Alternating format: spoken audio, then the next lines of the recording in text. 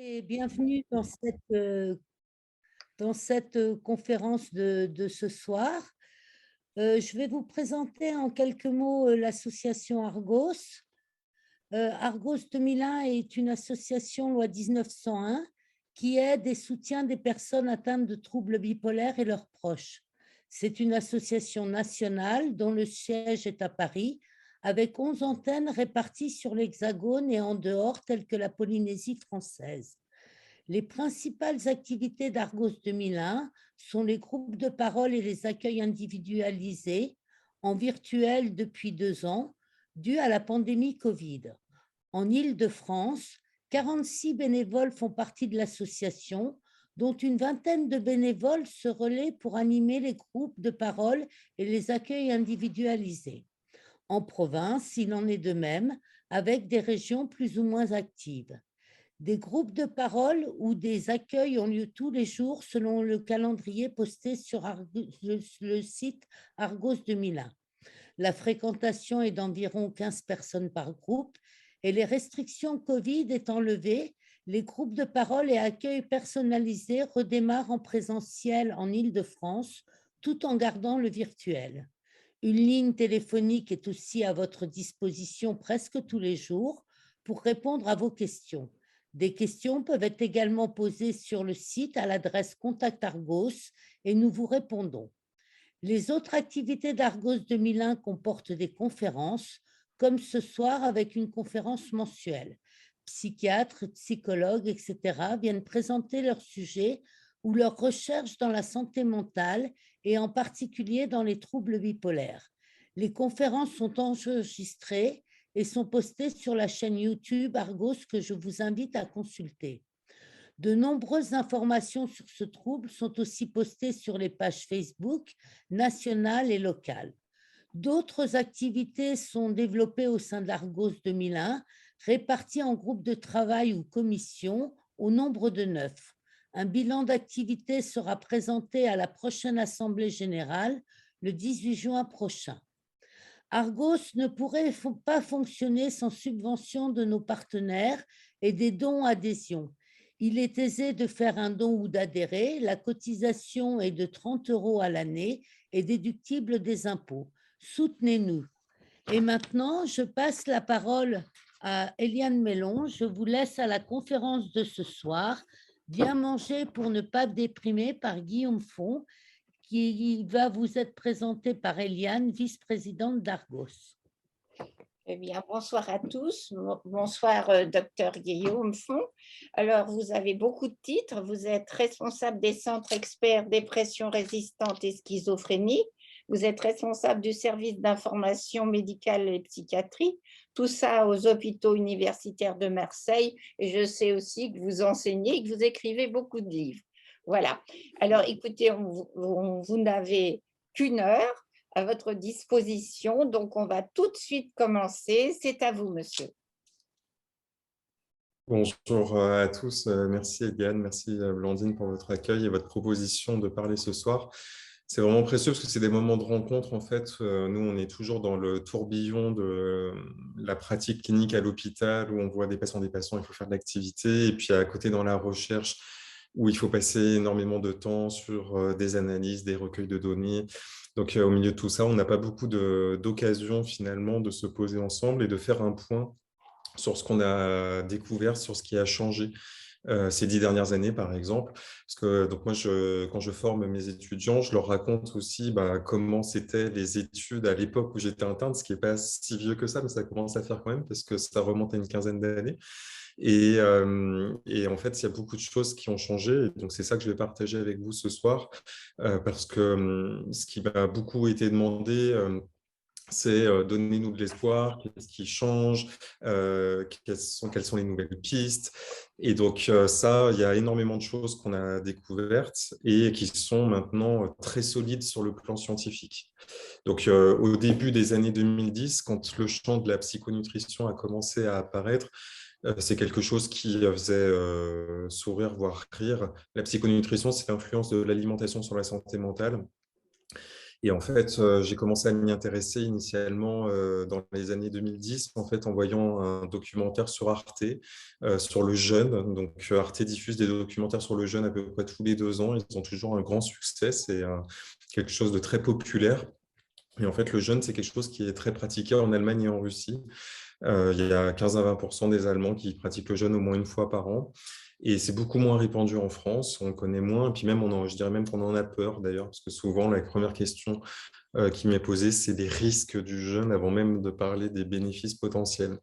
Et donc, quand j'ai commencé à m'intéresser à ce domaine, j'ai travaillé donc avec des chercheurs allemands. Et puis, donc, on a publié une revue de la littérature sur le sujet qui montrait notamment que les patients qui avaient des polyarthrites rhumatoïdes ou d'autres maladies inflammatoires chroniques avaient une amélioration de leur inflammation très nette lorsqu'ils entraient en état de jeûne. Et donc, c'est un jeûne thérapeutique, un jeûne très dur, hein, puisqu'il s'agit de réduire sa consommation calorique à 200 à 500 kilocalories par jour, ce qui est très peu. Ça représente l'équivalent de 2 fruits ou de 2 bols de légumes mixés. Et donc, l'amélioration de cette inflammation s'accompagnait d'une amélioration de leur humeur très rapide, en moins de 48 heures, et aucun antidépresseur. Alors, je vois que Diane fait une remarque sur les questions. Et donc, une amélioration très rapide de l'humeur, et que ça, aucun antidépresseur n'avait cette action aussi rapide. Puisque donc les antidépresseurs, hein, dans les troubles de l'humeur en dehors du trouble bipolaire, mettent au moins 2 ou 3 semaines à agir. Donc, quand j'ai commencé à présenter le domaine de la psychonutrition qui rentrait en résonance avec les découvertes très récentes à l'époque qui concernaient le microbiote intestinal, il y a eu beaucoup de collègues qui ont accueilli ça avec scepticisme, voire même avec de la moquerie, en disant que c'était de la science-fiction, cette histoire de bactéries intestinales qui pouvaient influencer notre cerveau, que le docteur Guillaume Font, il voulait traiter les troubles bipolaires avec des yaourts, de l'aspirine et des asperges.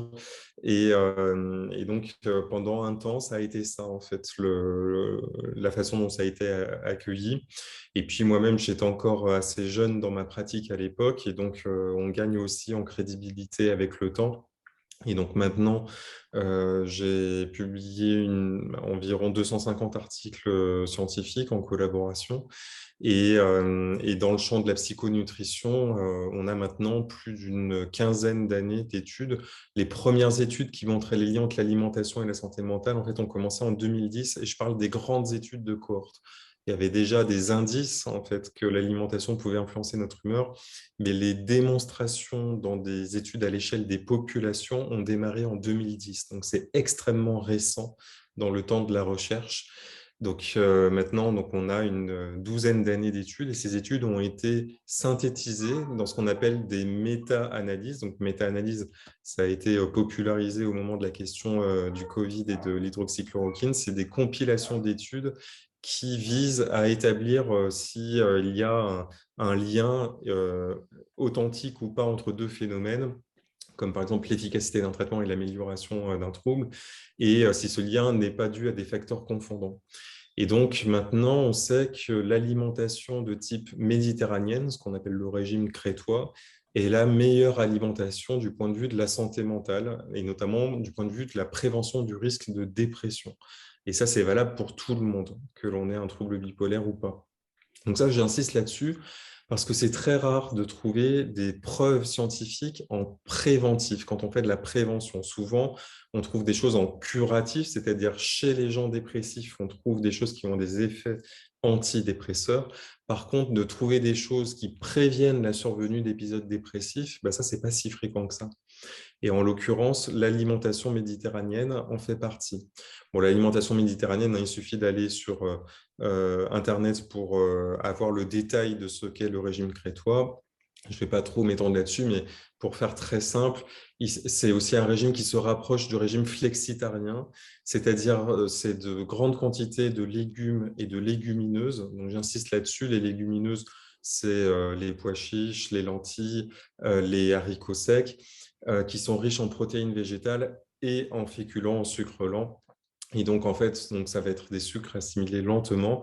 Et aussi, les légumineuses vont apporter des fibres avec les légumes frais ou les légumes verts. Ils vont apporter des fibres. Et les fibres, ce sont dans l'alimentation des composants que nous n'allons pas digérer pour notre propre bénéfice. Mais par contre, notre microbiote, lui, va s'en servir. Donc, le microbiote, c'est ce paquet d'1 kilo et demi de bactéries qu'on porte dans l'intestin, qu'on appelait avant la flore intestinale, qui a été longtemps négligée, en disant, bon, bah, OK, on a des bactéries dans l'intestin. On savait déjà qu'elles nous aidaient à quelques petites choses. Donc, moi, je l'avais appris probablement comme vous dans mes cours au collège. Et puis, voilà, ça aide à digérer les aliments. Et puis, on n'en savait pas beaucoup plus. Et maintenant, en fait, on sait qu'il y a plusieurs voies qui relient l'intestin au cerveau. Alors, la voie anatomique directe, c'est le nerf vague, le plus long nerf de l'organisme. 80% des informations de ce nerf vont de l'intestin vers le cerveau, ce qui veut dire que notre cerveau, en permanence, traite de l'information qui vient de l'intestin et de façon complètement non consciente, bien sûr. Et donc, il y a d'autres voies aussi. Alors, je ne vais pas rentrer dans le détail parce qu'ensuite, ça devient vraiment de la biologie un peu technique, mais il y a la perméabilité de l'intestin. Quand on est en fait soumis à une alimentation qu'on appelle inflammatoire, ce qui est le cas de la majorité des personnes qui vivent dans les pays occidentaux, c'est une alimentation ultra transformée, très raffinée, des sucres fins, blancs, donc tout ce qui est blanc, pain blanc, céréales raffinées, pâtisserie ultra transformée, beaucoup de gluten, et tout ceci en fait va créer un orage inflammatoire dans l'intestin. Donc tout ce qui est riche en graisses saturées, en sucre rapide, ultra transformé, tout ceci au niveau local de l'intestin. Alors si c'est juste une fois, souvent on en a déjà les effets, on en ressent les effets. Il suffit d'aller dans un fast-food pour se rendre compte qu'une heure après, on est déjà plus lourd, on a plus de mal à se concentrer, et puis surtout, on a faim à nouveau 2 heures après. Et donc, c'est parce que la viande et l'ensemble de la nourriture, en fait, a été ultra transformée, et donc, elle n'est pas adaptée, en fait, à notre intestin. Donc, si c'est une fois, ça n'a pas de conséquences dommageables sur notre organisme, même si on sent déjà qu'on fonctionne moins bien. Par contre, si c'est de façon répétée, là, ça va entraîner de l'inflammation chronique. Cette inflammation chronique va être associée à une perméabilité augmentée de notre intestin, et ça va laisser passer tout un tas de choses dans la circulation sanguine. Et ça va perturber tous nos organes. Et dans ces organes, il y a le cerveau. Ensuite, donc, il y a les nutriments, bien sûr, que l'on absorbe. C'est la fonction de l'alimentation, apporter à notre corps les nutriments dont on a besoin pour fonctionner. Et de plus en plus, maintenant, on comprend le métabolisme du cerveau. Et ça, ce qui est très étonnant, c'est qu'en tant que psychiatre, moi, on ne m'a pas enseigné de quoi notre cerveau se nourrissait. Donc, en fait, les psychotropes que l'on prescrit tous les jours, donc que ce soit les antidépresseurs ou les régulateurs de l'humeur, ont des fonctions, et on se concentre sur le cerveau en essayant d'équilibrer des taux de neurotransmetteurs dans des synapses, donc entre les neurones. Et donc, on ne comprenait pas pourquoi, en fait, il y avait des personnes qui répondaient, d'autres qui ne répondaient pas.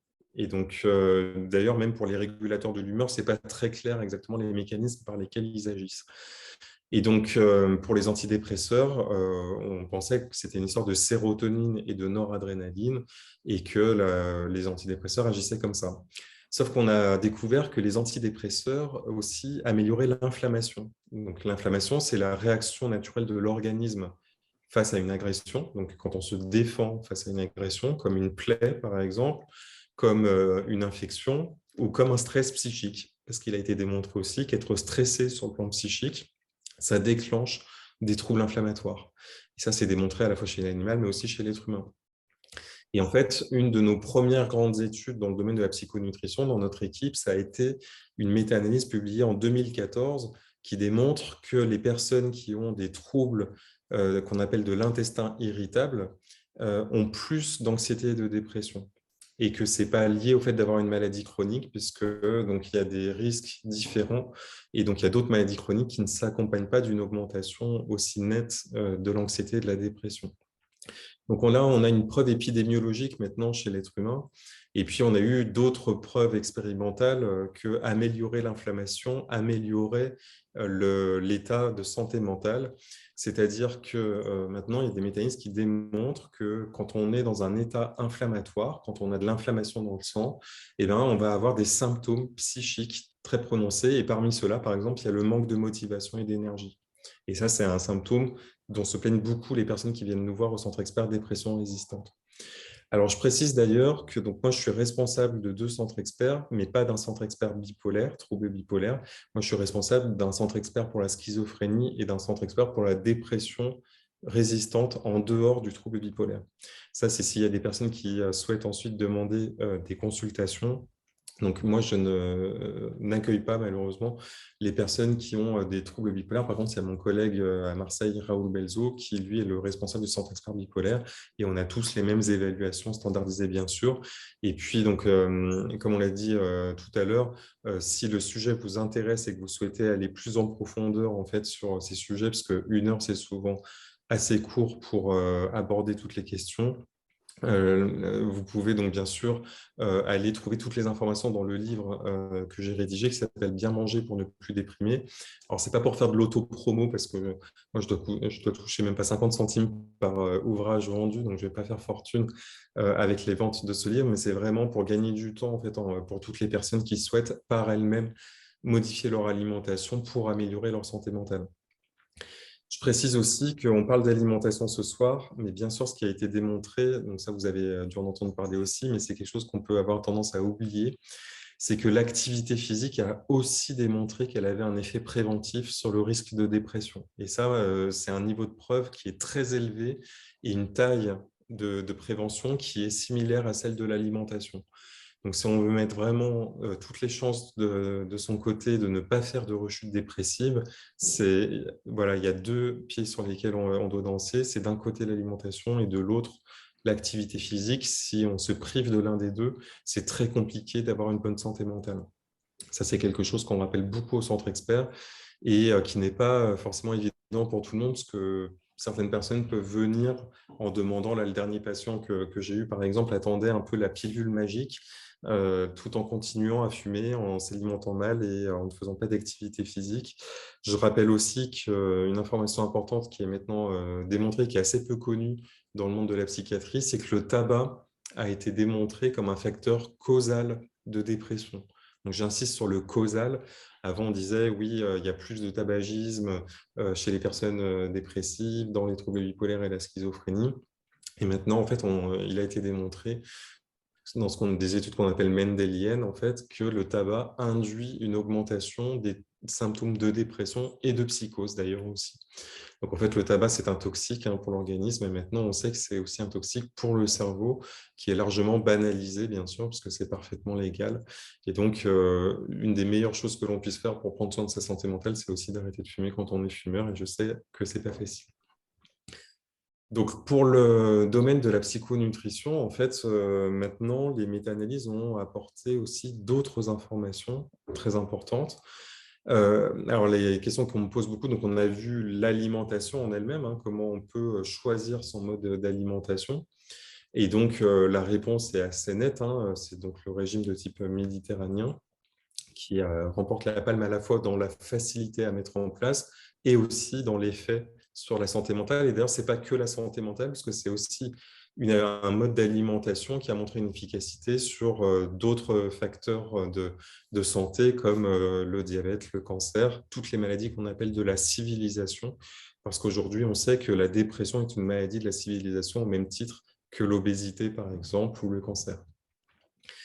Concernant les compléments alimentaires, il y a eu aussi des révolutions conceptuelles, puisque dans les années 70, les psychotropes ont été développés avec la théorie qu'on appelait la théorie monoaminergique, dont j'ai déjà parlé.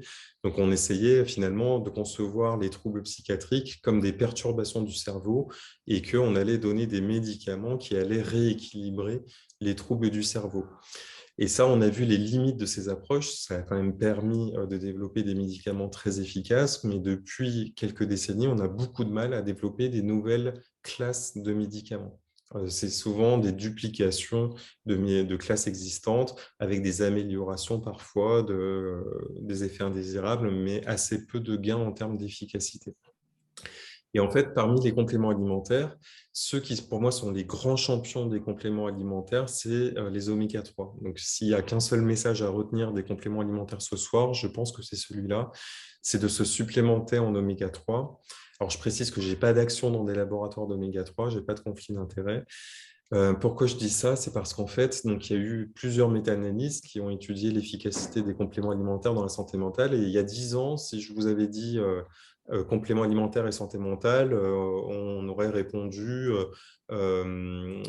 médecine alternative, fake news, pseudosciences. Bon, maintenant, il n'y a plus personne qui dit ça, hein. Les études sont vraiment catégoriques. Moi, je me souviens de la publication d'un livre qui s'appelait Guérir de Servan-Schreiber en 2004, où il parlait déjà des oméga-3, mais à l'époque, les études étaient quand même peu nombreuses.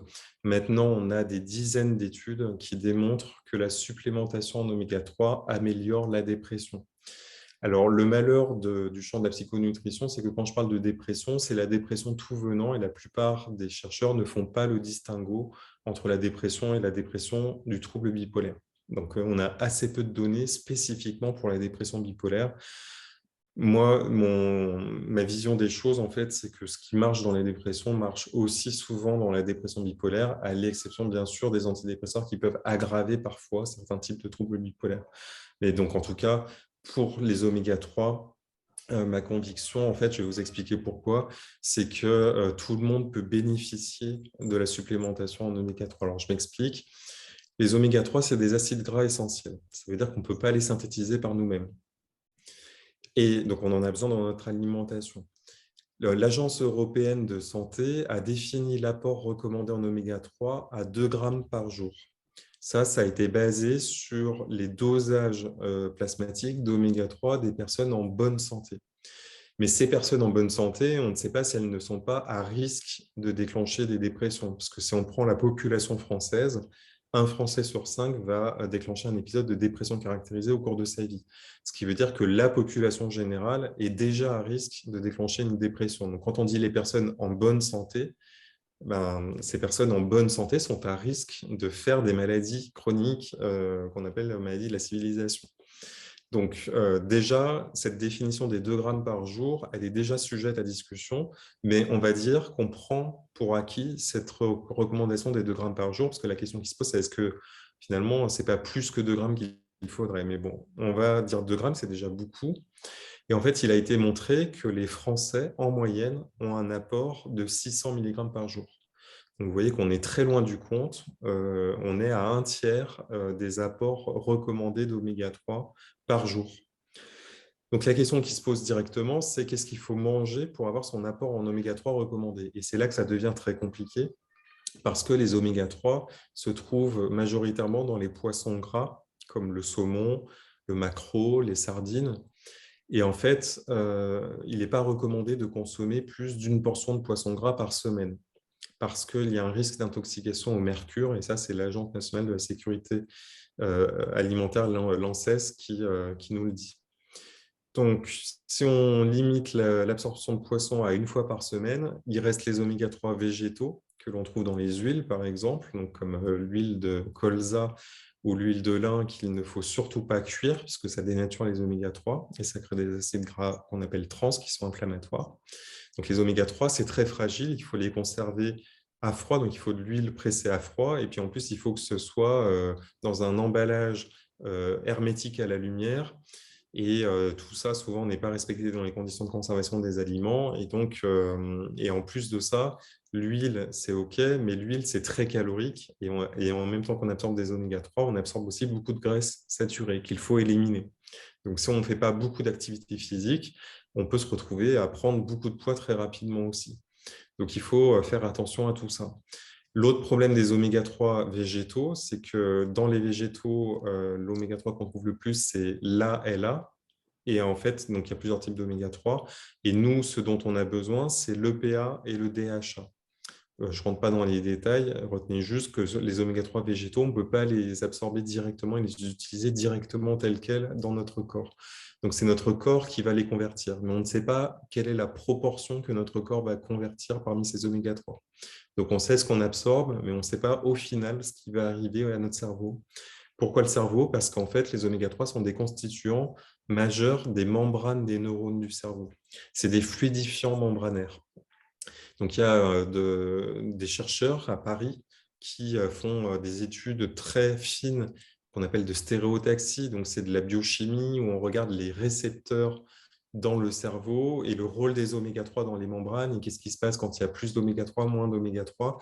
Et on voit des changements de conformation de récepteurs. Donc, ce qu'on peut retenir, c'est qu'en apportant à notre cerveau les oméga-3 dont il a besoin, on lui permet de fonctionner de façon optimale. À l'inverse, si on manque d'oméga-3, eh ben, on aura beau mettre des régulateurs d'humeur, des antidépresseurs, ben, potentiellement, on va avoir des symptômes persistants comme le manque d'énergie, le manque de motivation, par exemple, ou d'autres symptômes persistants. Donc, ça ne veut pas dire que les oméga-3 vont remplacer les antidépresseurs et les régulateurs de l'humeur, bien sûr.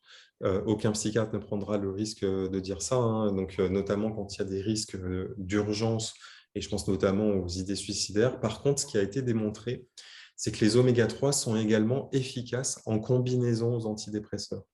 Donc, ça veut dire que les deux ensemble font mieux que chacun séparément. Et donc, ça veut dire aussi que les mécanismes d'action des deux sont différents. Donc, les oméga-3 n'agissent pas par les mêmes voies que les antidépresseurs. Quand je dis antidépresseurs, ça est valable pour les régulateurs d'humeur, hein, je ne vais pas le repréciser à chaque fois. Je vais donc appeler antidépresseurs au sens générique toutes les molécules qui permettent de sortir de la dépression, mais il y a évidemment les régulateurs d'humeur qui sont inclus dedans. Les psychotropes au sens général qui améliorent la dépression. Donc, les oméga-3 sont nous recommandés systématiquement chez tous les patients que nous voyons au centre expert, quelle que soit leur pathologie, parce qu'il y a des intérêts aussi dans la schizophrénie. Et donc, en fait, les patients nous demandent alors qu'est-ce que je prends comme oméga-3 parce que souvent, ils sont convaincus rapidement. Par contre, il y en a qui ne sont pas du tout convaincus aussi, hein. On revoit les gens tous les 6 mois. Et en fait, il y a beaucoup de personnes qui ne prennent pas les oméga-3, alors pour tout un tas de raisons. Et c'est assez étonnant, en fait, parce que on a un complément alimentaire qui n'a pas d'effet indésirable et qui a prouvé une efficacité. Et pourtant, il y a un scepticisme, y compris chez des patients en psychiatrie. Donc, ça veut dire que ça nous concerne tous, hein. Et donc, je pense que ça vient aussi du scepticisme des psychiatres. Et que souvent, je pense que pour adhérer à quelque chose, il faut l'avoir entendu de 2 ou 3 personnes différentes. Et que quand on l'entend qu'une seule fois, à une occasion, ça passe par une oreille, ça sort par l'autre. On a tous vécu ça, hein, pour instaurer un changement dans notre vie. Souvent, il faut quand même plusieurs répétitions. Ce n'est pas quelque chose qui se fait automatiquement dès le départ. Donc, c'est la raison pour laquelle je passe un long moment à parler de ça, parce qu'on a du mal à faire rentrer ça dans la pratique de la psychiatrie. Alors que pourtant, moi, j'ai l'impression que pendant des décennies, il y a eu le mouvement antipsychiatrique, on a reproché aux psychiatres de trop prescrire de médicaments. Et là, on a des moyens de diminuer les médicaments. Je ne dis pas de les arrêter, bien sûr, mais de les diminuer, ou en tout cas d'améliorer considérablement leurs effets indésirables aussi. Parce que les oméga-3, ça fait diminuer les taux de lipides. Et on sait qu'un des grands problèmes de la santé mentale actuellement, c'est que les troubles de santé mentale s'accompagnent de perturbations métaboliques. Alors, ces perturbations métaboliques, certaines sont dues à des médicaments, et puis d'autres préexistent aux médicaments et elles-mêmes aggravent le risque de faire des troubles de santé mentale. Donc, les troubles métaboliques, c'est des perturbations du sucre et de la graisse. Donc, ça va donc entraîner du surpoids, de l'obésité. Ça peut faire un cercle vicieux avec une diminution de l'activité physique parce que le surpoids, c'est inflammatoire. L'inflammation, on l'a vu, ça diminue la santé mentale, ça diminue l'énergie et la motivation. Et donc, ça donne encore moins envie de sortir de son canapé. Donc, tout ça va créer un cercle vicieux et donc le cerveau va souffrir de cette situation au même titre que les autres organes du corps. Et donc, c'est pour ça que les personnes qui ont des troubles de santé mentale ont plus aussi de troubles de santé physique. Et il y a une interaction bilatérale. Et il y a bien sûr l'effet psychologique des troubles physiques aussi, puisque ce n'est pas drôle d'avoir des problèmes de santé physique. Donc tout ça, en fait, se mélange et est intriqué. Et là, on a une opportunité, voilà, de pouvoir prendre le mal à la racine en allant regarder directement ce qu'on amène à notre corps. Et là, par exemple, j'ai découvert ce matin qu'il est démontré maintenant qu'il y a 2 édulcorants, dont l'aspartame, qui est le plus connu, qui ont prouvé leur effet cancérigène. Donc, ils augmentent le risque de cancer. Ça a été montré dans une grosse étude française avec plus de 100 000 personnes, l'étude Nutrinet. Et donc, maintenant, on sait que même les édulcorants augmentent le risque de cancer. Alors, c'était surtout le cancer du sein et des cancers liés à l'obésité. Et ça, c'était ajusté par tous les facteurs imaginables de confusion, l'âge, le sexe, le niveau d'études, le tabagisme, le diabète, le fait de faire du sport. Enfin, voilà. Donc, il y avait énormément de facteurs d'ajustement pour vérifier que ce n'était pas un biais induit par un autre facteur confondant. Donc, ça veut dire qu'on en apprend tous les jours. Ça, c'est quelque chose que j'ai découvert ce matin. Donc, c'est vraiment une breaking news et c'est un article qui a été publié en mars 2022. Donc, c'est tout récent.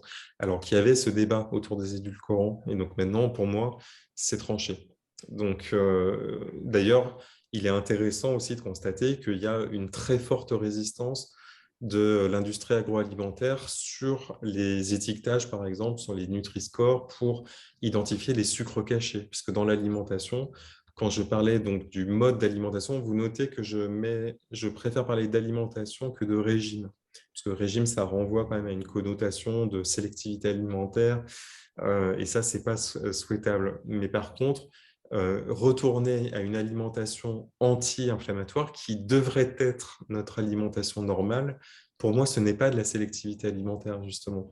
Donc, laisser de côté des aliments qui nous sont nocifs, ce n'est pas de la sélectivité alimentaire. Parce que souvent, en fait, il y a beaucoup de psychiatres qui sont hostiles à ce discours parce qu'ils ont dans l'idée les troubles du comportement alimentaire. Souvent, j'ai des collègues pour qui la première réaction a été « moi, je refuse la sélectivité alimentaire pour ne pas augmenter le risque de troubles du comportement alimentaire chez les patients ».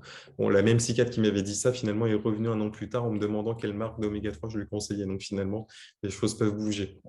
Mais donc ça, c'est pour vous dire aussi voilà, qu'il y a de plus en plus de sensibilisation dans la population et qu'il voilà, y a des écosystèmes qui interagissent. Il y a l'écosystème des soignants, l'écosystème des patients et l'écosystème de la population générale. Et tout ça s'intrique. Et c'est pour ça que vraiment, je vous remercie pour vos initiatives et cette conférence parce que c'est quand ces écosystèmes se rencontrent, qu'on fait passer des choses d'un écosystème à l'autre, que ça fait bouger le troisième écosystème, en fait, souvent. Et donc, moi, je sais que c'est souvent en parlant avec les patients et les proches de patients et les associations de patients qu'on fait bouger les choses beaucoup plus rapidement, beaucoup plus qu'en faisant une présentation en congrès, par exemple. C'est aussi pour ça que j'anime une chaîne YouTube. Donc, si le sujet vous intéresse, vous pourrez aussi retrouver des vidéos dans lesquelles j'explique tout ça si vous souhaitez aussi les partager. Et j'en profite aussi pour vous dire qu'actuellement, on a une étude qui s'appelle l'étude alimentale qui nous permet d'étudier justement l'influence de l'alimentation sur la santé mentale pour répondre à toutes les questions qui restent en suspens. Et donc, notamment, on cherche donc des personnes qui ont des troubles bipolaires, mais aussi des proches de personnes qui ont des troubles bipolaires. Et puis, en fait, on inclut toute la population parce que c'est ouvert à tous. Pour toutes les personnes majeures, on a mis à partir de 18 ans pour des histoires d'autorisation réglementaire. Et tout le monde peut remplir ce questionnaire, ça prend moins d'une quinzaine de minutes et ça permettra de répondre à partir de 2023, hein, quand on aura terminé l'exploitation des données, on publiera les résultats. Et si ça vous intéresse, je viendrai vous les représenter l'année prochaine avec plaisir pour savoir exactement dans notre alimentation ce qui augmente ou améliore notre santé mentale. On va étudier notamment plusieurs types d'alimentation. Le fameux régime cétogène, qui est un régime très à la mode, qui consiste à supprimer complètement les sucres. Donc, ça, c'est quelque chose qui est très débattu dans ses effets, mais qui pourrait améliorer chez certaines personnes, j'insiste, la santé mentale en mettant le cerveau au repos. Là, on est en train de faire des études d'imagerie du cerveau à Marseille et apparemment, il y a des premiers résultats intéressants sur le régime cétogène et la mise au repos du cerveau. Le régime cétogène, c'est un régime alimentaire qui a été développé pour l'épilepsie, qui existe depuis plus d'une centaine d'années. Donc, ce n'est pas du tout un effet de mode du côté des médecins. Et par contre, la question qui est posée, c'est ces effets à long terme, c'est-à-dire qu'on voit à court terme une amélioration considérable du poids, mais on ne sait pas par contre à long terme s'il y a des effets indésirables. En tout cas, il y a des choses qui sont débattues du côté scientifique. Et donc, on va répondre à tout un tas de questions comme ça, et donc notamment aussi à des questions qui concernent le trouble bipolaire directement, parce que donc on essaye d'avoir suffisamment de participants qui ont des troubles bipolaires, de proches de ces participants aussi, pour essayer de comprendre quels sont les facteurs voilà, qui augmentent le risque de troubles de la santé mentale. Alors, je vais passer rapidement sur les autres compléments alimentaires qui ont montré un intérêt dans le traitement de la dépression, pour vous dire juste un peu l'actualité. Nous, au Centre Expert Dépression Résistante, on dose systématiquement le zinc, pour qui la supplémentation en zinc en fait, a montré un effet sur la dépression dans une méta-analyse. Bon, c'est encore des études assez préliminaires et pas de très bonne qualité. Mais en tout cas, quand on trouve une carence en zinc, on supplémente parce que le zinc, ça a d'autres fonctions qui sont très intéressantes, notamment au niveau de toutes les protéines du corps, parce que ça permet la conformation des protéines. Et puis, ça a des actions anti-inflammatoires aussi. On propose des supplémentations aussi en folate. Le folate, c'est la vitamine B9. Donc, c'est quelque chose qu'on donne aux femmes enceintes, par exemple, mais nous, on la propose à plus forte dose à des personnes qui ont des dépressions et des carences en vitamine B9, puisqu'on en trouve. On le dose systématiquement au Centre Expert. Et donc, il a été démontré aussi que la supplémentation en folate améliore la dépression. Alors, comment ça marche? Le folate, en fait, c'est un coenzyme. Donc, coenzyme, c'est une molécule qui permet à une enzyme de faire son action. Une enzyme, c'est une boîte à tout faire de protéines à un endroit du cerveau qui synthétise des molécules. Et en l'occurrence, il s'agit des enzymes qui synthétisent les neurotransmetteurs, les fameux dont on a parlé, sérotonine et noradrénaline, et même la dopamine. Donc, tous ces neurotransmetteurs sont impliqués dans la dépression. Donc, on imagine bien que si on a une carence dans un coenzyme, il va y avoir des difficultés pour le cerveau à générer ces neurotransmetteurs. Donc, on propose cette supplémentation-là chez les personnes qui ont des carences en vitamine B9. Ensuite, on est très intéressé à la vitamine D. Pourquoi la vitamine D? Parce que le bulletin épidémiologique hebdomadaire, qui est la grande revue d'épidémiologie française, a publié des chiffres assez édifiants qui montraient que 80% des Français étaient en insuffisance de vitamine D pendant l'hiver. Donc l'hiver, ça vient de se terminer. On va dire d'octobre à avril chaque année, la majorité des Français sont carencés en vitamine D. Donc, en fait, il n'y a même pas besoin de se doser sa vitamine D si la plupart des personnes, et notamment les personnes qui vivent, on va dire, au nord de Valence, au nord de la Porte du Soleil. Pour nous, à partir de Valence, c'est le nord. Parce que je vous rappelle que j'habite à Marseille. Je n'ai pas toujours vécu à Marseille, je suis lyonnais d'origine. Et donc, toutes les personnes en fait, qui sont sensibles à la luminosité, qui ont des dépressions saisonnières, gagnent à se supplémenter en vitamine D. On ne sait pas si la dépression saisonnière, d'ailleurs, c'est une histoire de vitamine D ou pas, ou si c'est une histoire directement de luminosité au niveau de la stimulation de la rétine. Peut-être que c'est tout ça à la fois, parce que la luminothérapie, c'est efficace dans la dépression aussi. Et donc, on recommande la supplémentation. Alors là, comment on fait pour se supplémenter en vitamine D? D'ailleurs, je me rends compte que je ne vous ai pas dit les doses d'oméga 3. Alors, du coup, je vais venir à la partie pratique. Donc, si vous avez un stylo et une feuille, c'est le moment de noter. Donc, pour les oméga 3, pour avoir une action sur la dépression, il faut plus d'1 gramme d'EPA par jour et plus de 400 mg de DHA par jour. C'est les doses minimales efficaces qui ont montré une efficacité dans la dépression. Pour la vitamine D, nous, ce qu'on fait en pratique, on prescrit des ampoules qui sont remboursées, du coup, si elles sont prescrites. Et on choisit le Zima-D pour une histoire d'excipient, parce qu'il y a des personnes qui ont rapporté que l'UV-dose n'était pas satisfaisante. Mais bon, l'UV-dose, c'est OK aussi. Et donc, par contre, on les prescrit à des doses plus rapprochées que ce qu'elles sont prescrites habituellement, c'est-à-dire à une ampoule de 80 000 unités toutes les 2 semaines. C'est ce qui est prescrit en rhumatologie, par exemple, en prévention de l'ostéoporose chez les personnes âgées. Et donc, nous, en fait, on recommande une supplémentation systématique en début d'hiver, donc d'octobre à décembre, chez toutes les personnes qui ont une vulnérabilité, en fait, des symptômes dépressifs persistants qui risquent de réapparaître. Et ce, sans même faire de dosage, parce qu'il n'y a pas de risque à ces doses-là et sur cette période-là, se supplémenter trop en vitamine D. Par contre, si on prend des doses très prolongées, il faut quand même contrôler les taux de vitamine D pour être sûr qu'on ne se surdose pas en vitamine D. Donc, une ampoule toutes les 2 semaines pendant un mois, et puis après, on passe à une par mois. Mais parfois, il en faut de façon plus rapprochée, parce qu'il y a des personnes qui fixent mal la vitamine D. Donc, il faut parfois quand même des dosages. Et il faut faire attention, puisque parfois, certains laboratoires refusent le remboursement du dosage. C'est un peu à l'appréciation de chaque laboratoire. Donc, il faut quand même juste se renseigner sur le fait que le dosage soit remboursé ou pas. En général, ça passe sans problème.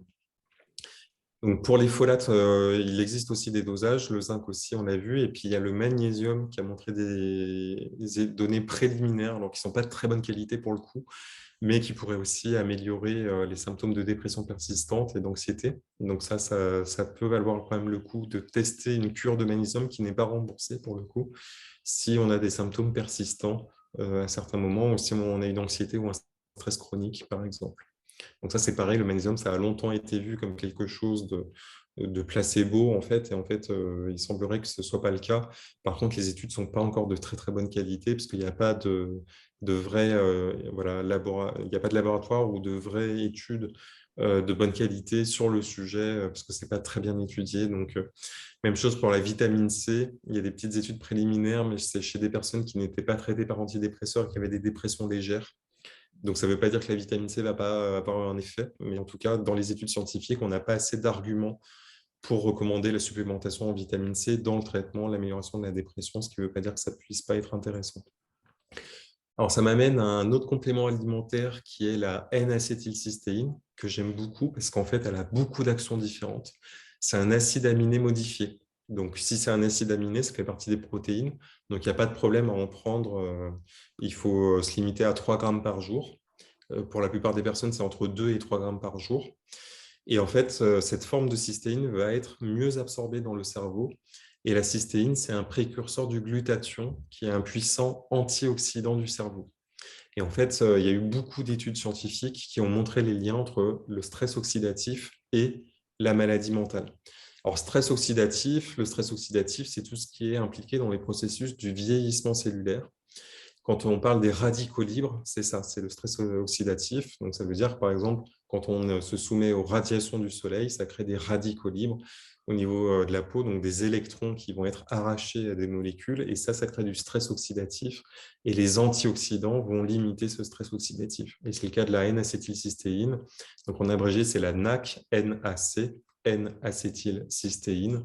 Je le répète parce que souvent, on me demande de répéter. Et donc, cet acide aminé modifié peut s'acheter sur des sites de nutrition sportive. Donc, nous, en fait, on recommande beaucoup à nos patients d'aller sur des sites de nutrition sportive parce que c'est souvent moins cher qu'en parapharmacie. Les parapharmacies sont souvent plus chères et ça peut être vraiment du simple au triple en fonction des marques qui existent. Alors, après, la question qui se pose, c'est la qualité des produits. Et ça, c'est une grande question, bien sûr, parce que donc, il faut s'assurer voilà, que les produits sont de qualité. Et là, pour le coup, souvent, c'est plus sûr d'avoir de la bonne qualité en parapharmacie. Donc, à chacun voilà, d'aller chercher et de se faire son opinion en fait, sur chaque laboratoire pour essayer d'évaluer au mieux la qualité des produits qui sont proposés en fonction du prix qui en est demandé. Et ça, je sais que ce n'est pas forcément facile. Mais donc, si vous le souhaitez, après, dans les questions ou la discussion, on pourra en discuter. Bon, je pense que ça fait déjà beaucoup d'informations. Donc, ce que je vous propose, c'est peut-être de répondre à vos questions maintenant. Et je vous remercie pour votre attention. Oui, bon. Alors, écoutez, en fait, il n'y a pas tellement de questions parce que tout le monde était très attentif à ce que vous disiez. Alors, il y a Inès qui dit bonjour, merci pour votre intervention. Souffrant de troubles bipolaires et troubles anxieux, je fais de l'hyperphagie durant mes dépressions, ce qui me semble être dans ces périodes la seule source de plaisir que je peux avoir. Néanmoins, quels sont les effets de l'hyperphagie sur le cerveau? Donc, merci à Inès pour sa question. Donc, en fait, le phénomène que décrit Inès, c'est un phénomène qui nous interroge beaucoup et sur lequel on va déployer la recherche, qui est la question de l'effet de l'appétence au sucre et de l'effet du sucre sur notre morale. Donc, en fait, c'est un système de récompense autour du sucre rapide qui est très immédiat et qu'on peut voir directement chez le rat, où on voit d'ailleurs que le rat préfère le sucre à la cocaïne. Donc, c'est pour ça qu'il a été développé l'idée que le sucre était une drogue très puissante. Et le sucre, on en trouve assez peu dans la nature, dans notre environnement naturel. Donc, le sucre, c'est une invention de la modernité hein, depuis quelques siècles. Et donc, il y a un effet addictif du sucre qui lui-même est débattu. D'ailleurs, les scientifiques ne sont pas tous d'accord pour savoir si on peut parler d'addiction au sucre ou pas, si les critères de l'addiction sont remplis pour le sucre. Ce qui est certain, c'est que quand on est en état de dépression, beaucoup de personnes dépressives ont une augmentation de l'appétence pour le sucre, et en particulier le soir. Donc, en fait, c'est souvent là qu'il y a cette plus forte augmentation. Alors ça, c'est une variation normale de la chronobiologie. Donc, on est plus attiré par le sucre en fin de journée. C'est les mécanismes qu'on appelle nictéméraux. Hein. Il y a des hormones qui montent et d'autres qui descendent dans le corps. Et donc, il est d'ailleurs même recommandé dans l'alimentation d'absorber plutôt les protéines dans la première partie de la journée, ce qui va à l'encontre de notre petit déjeuner français très riche en sucre rapide et en graisse. Donc la tartine de pain beurré, les céréales, tout ça, c'est des orages de sucre qui arrivent dans un corps à jeun. Et ça, c'est le meilleur moyen de stocker, en fait. Donc, ce fameux petit déjeuner à la française, en fait, n'est pas du tout recommandé de mon point de vue. Et en plus, il va augmenter le risque d'hypoglycémie en fin de matinée. Donc, ce qui est recommandé, c'est plutôt des choses qui vont être plutôt des sucres lents, comme les flocons d'avoine, par exemple, des fruits pas trop mûrs, et puis surtout des protéines, qui peuvent être par exemple des œufs ou des légumineuses, alors qui est pas, c'est plutôt là pour le coup le petit déjeuner à l'anglaise, mais surtout pas le bacon, bien sûr. Et donc, pour la collation de ces heures aussi, voilà, on peut favoriser par exemple, un fruit de type banane et puis, par exemple, une poignée d'amandes ou de noix qui va apporter des bonnes graisses, en fait, et qui ont un effet très fort sur la satiété, le fait de couper la faim. Donc, concernant, il faut voir ce qu'on appelle hyperphagie. C'est toujours à rapporter à la dépense calorique. S'il y a une prise de poids, c'est qu'il y a un déséquilibre entre l'apport et la dépense. Donc là, on peut parler d'hyperphagie, effectivement. Ça veut dire qu'il y a un apport trop fort de calories par rapport à la dépense du corps. Par contre, quand on a fait un effort très intense la journée, eh ben, si on mange beaucoup le soir et qu'on est attiré vers des aliments très caloriques, c'est normal, on est en train de recharger ses réserves. Bon, donc dans le cas d'Inès, si j'ai bien compris, ce n'était pas un problème d'activité sportive, mais c'est pour rappeler aussi que ces fonctions-là, normalement, enfin, si on écoute bien notre corps, ces fonctions ont pour but de nourrir notre corps. Après, il y a des aliments qui sont des pièges. Et ces aliments, c'est des aliments qui sont aussi riches en sucre rapide qu'en graisse saturée. Donc, l'exemple type, c'est la glace, le Nutella, des choses comme ça. Parce que du coup, on a deux systèmes d'extinction de la faim, un qui est basé sur le sucre et un qui est basé sur la graisse. Mais si les deux sont apportés en même temps, les deux systèmes d'extinction s'annulent. Et donc, ces aliments-là, on peut les consommer pendant, quasiment ad libitum. Donc, c'est le problème avec certains chocolats qui sont très riches en sucre. Donc, le chocolat au lait, chocolat blanc, où du coup, ça va moins éteindre la faim qu'un aliment très riche en sucre ou un aliment très riche en graisse. Mhm. Il y a Annie Labbé qui demande que vous reveniez sur l'étude alimentale dont vous parliez tout à l'heure. Oui. Nous donner un petit peu plus de précision, puis surtout aussi savoir comment vous recrutez les participants. Donc, tout le monde peut participer. Ce que je vais faire, je vais vous mettre le lien de l'étude dans le chat. Super. Je vous mets ça tout de suite. Donc, en fait, tout le monde peut participer. Il n'y a donc aucun critère qui est requis. Il faut juste avoir 18 ans. Et puis, donc, c'est vraiment pour toute la population française, parce que notre but, ça va être d'étudier 4 populations à risque de dépression.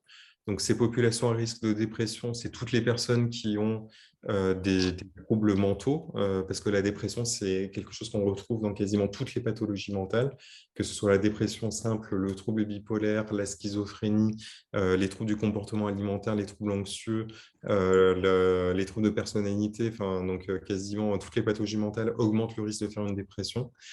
Et donc là, je vous ai mis le lien de l'étude et puis je vous mets aussi le lien d'une vidéo de présentation de l'étude. Et donc, si vous souhaitez comme ça, alors là, je l'ai envoyé que à Eliane, je vais le renvoyer à tout le monde. Donc ça, c'est le lien de la vidéo. Et là, le lien de l'étude.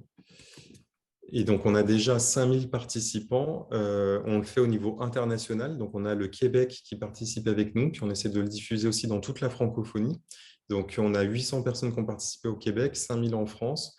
Donc, si vous connaissez, alors ce dont on a besoin, donc c'est toutes les personnes qui ont des troubles mentaux, parce qu'on demande à un moment donné du questionnaire si la personne qui participe a eu un diagnostic d'un trouble mental, avec la limite bien sûr que c'est la personne qui rapporte son diagnostic. Donc, il y a des personnes qui peuvent ignorer leur diagnostic ou ne pas rapporter le bon diagnostic, mais ça on le sait, ça fait partie des limites de l'étude. La deuxième population à risque, c'est les proches des personnes qui ont des troubles mentaux, parce que ces personnes, elles sont exposées souvent aux mêmes conditions d'environnement en termes d'alimentation, de luminosité, d'exposition à des risques dans l'enfance, des choses comme ça. Donc, ça nous permet aussi de regarder si les personnes proches des personnes qui ont des troubles mentaux sont plus à risque de développer des troubles mentaux liés à l'alimentation ou pas. La troisième population, c'est les professionnels de santé, tous les professionnels de santé, parce qu'en fait, on vient de terminer une étude qui s'appelle Amadeus, où on a étudié le risque de dépression chez le personnel soignant et on a trouvé qu'il y avait 30% de dépression chez les soignants, donc c'est énorme. Et c'était une étude qui s'est terminée en 2021. Donc, du coup, on essaye aussi de comprendre les facteurs de risque de dépression chez les soignants et on pense que l'alimentation joue un rôle important aussi parce que les soignants, c'est les cordonniers les plus mal chaussés, se nourrissent souvent très mal pour des histoires de manque de temps, beaucoup, et donc consomment beaucoup d'alimentation ultra transformée et puis aussi consomment beaucoup d'alcool et pour certaines catégories professionnelles, fument aussi du tabac. Donc, notamment, on a trouvé chez les aides-soignants qu'il y avait beaucoup plus de tabagisme chez les aides-soignants que chez les infirmiers ou les médecins, par exemple. Et donc, ça, c'est la troisième population. La quatrième population, c'est des étudiants. Donc, si vous avez des étudiants autour de vous aussi, n'hésitez pas à leur envoyer cette étude parce que, donc, avec le Covid, on a vu que la population étudiante était particulièrement exposée au risque de dépression pour tout un tas de raisons. Et parmi ces raisons, il y a le stress qui est lié au mode de vie de l'étudiant avec les examens, la nécessité parfois de faire de job, le changement de mode de vie, le fait de prendre un premier appart, le passage du permis, enfin, tout ce qui peut arriver chez les étudiants qui peut augmenter le niveau de stress. Et on sait aussi que les étudiants sont paupérisés et que du coup, souvent, le premier budget qui va être impacté, c'est l'alimentation. Et donc, on cherche beaucoup d'étudiants et notamment aussi des étudiants hors santé, puisque nous, on a accès aux étudiants en santé, mais pas hors santé. Donc, ça, c'est la question qui nous est tout le temps posée, c'est qu'est-ce qu'il en est des autres étudiants? Et du coup, on a beaucoup de mal à pénétrer dans les écoles. Donc, si vous connaissez aussi des grandes écoles, des IUT, toute formation qui accepterait de diffuser l'étude, ce serait vraiment un gain considérable pour nous. Et puis, la dernière population, c'est la population générale. Donc, c'est vraiment tout le monde où on a besoin de témoins, entre guillemets, qui n'appartiennent à aucune des autres catégories. Et là, on manque beaucoup d'hommes parce qu'en fait, 80% des participants sont des femmes. Alors, en fait, on ne sait pas si c'est parce que les femmes sont plus concernées par la question de l'alimentation et de la santé mentale. Est-ce que c'est parce que les femmes sont plus à risque de dépression que les hommes ou est-ce que c'est parce qu'on l'a diffusé beaucoup dans les écoles d'étudiants en santé et qu'il y a plus de femmes dans les étudiants en santé que dans les autres branches étudiantes? C'est sûrement pour toutes ces raisons-là, mais en tout cas, on n'a que 20% d'hommes, donc c'est vraiment très peu. Donc, on essaye aussi d'avoir le maximum d'hommes qui participent à l'étude. Donc, vraiment, un grand merci pour votre participation. Ça prend une quinzaine de minutes. Et puis, il y a beaucoup de personnes qui me font des retours sur cette étude en me disant que ça leur a éclairé pas mal de choses sur leur alimentation, en fait. C'est juste un questionnaire, il n'y a aucune recommandation, mais juste le fait de se poser la question de ce qu'on mange, on prend conscience, en fait, de certaines choses. Voilà. Quel est l'objectif de Donc, cette étude? l'objectif, c'est de démontrer en fait que certains modes de comportement alimentaire, donc il y a toute une partie du questionnaire qui est sur l'alimentation, qui est adapté du PNNS, donc c'est le questionnaire national d'alimentation en fait pour la santé. Et donc, on en a fait une version adaptée à la santé mentale. Et donc, l'objectif, c'est de démontrer en fait que les populations qui sont à risque de dépression ont des modes d'alimentation différents du reste de la population et que ce mode d'alimentation augmente le risque de dépression et d'aller identifier très précisément qu'est-ce qui, dans l'alimentation, augmente le risque de dépression. Est-ce que c'est le fait d'avoir moins d'oméga 3, d'avoir plus de sucre rapide, on pose la question des comportements alimentaires, aussi la question qui a été posée autour du sucre. L'effet des médicaments, est-ce que ça vient des médicaments qui sont pris? On demande aussi des traitements qui sont pris. Est-ce que le fait de prendre certains antidépresseurs augmente le risque métabolique ou pas? Donc ça, c'est vraiment des questions de pratique quotidienne qui, moi, me sont posées tous les jours au centre expert, auxquelles on va pouvoir répondre avec cette étude. À la fin de l'étude, on demande aussi si la personne consent à laisser son mail. Donc si vous laissez votre mail, faites bien attention à ne pas faire d'erreur en écrivant votre mail, parce que donc j'ai déjà fait une relance à parmi les 4000 premiers participants, à ceux qui avaient laissé leur mail, et certains sont erronés, donc là, les personnes seront perdues. Et donc, ces mails nous permettront aussi de faire un suivi dans le temps pour les personnes qui l'acceptent, pour reparticiper à l'étude dans 1 ou 2 ans, pour voir aussi si on peut prédire le déclenchement de dépression, par exemple, de rechute dépressive, et dans quelle population. Donc, ça va nous permettre de corroborer en France des données qui sont déjà suggérées à l'international. Donc, un exemple de données qui est suggéré, c'est que les étudiants sont plus à risque de dépression parce qu'ils consomment moins de légumes. Et en fait, dans les données que je ne vous ai pas dites, je vous ai parlé de l'alimentation méditerranéenne, mais il a été démontré que c'est la consommation de fruits et de légumes séparément qui prévient le risque de dépression. Donc, en fait, on a une diminution du risque de 9% quand on consomme des légumes et de 13% quand on consomme des fruits. Et donc, ça, on pense que ça passe par l'ensemble des nutriments que je vous ai présentés. Par exemple, la vitamine B9, les diverses vitamines, les pectines, toutes les substances anti-inflammatoires qui sont contenues dans les fruits et légumes, les fibres aussi qui vont nourrir le microbiote intestinal. Donc, tout ça va avoir une action préventive sur la santé mentale. Il faut combien de patients pour avoir des... Est-ce que vous avez déterminé? Autant que possible, pour vous donner un ordre d'idée, parce qu'en fait, Oui, un ordre de grandeur. un ordre de grandeur, en fait, Amadeus, on a eu 10 000 participants. Et donc, c'était déjà un échantillon considérable.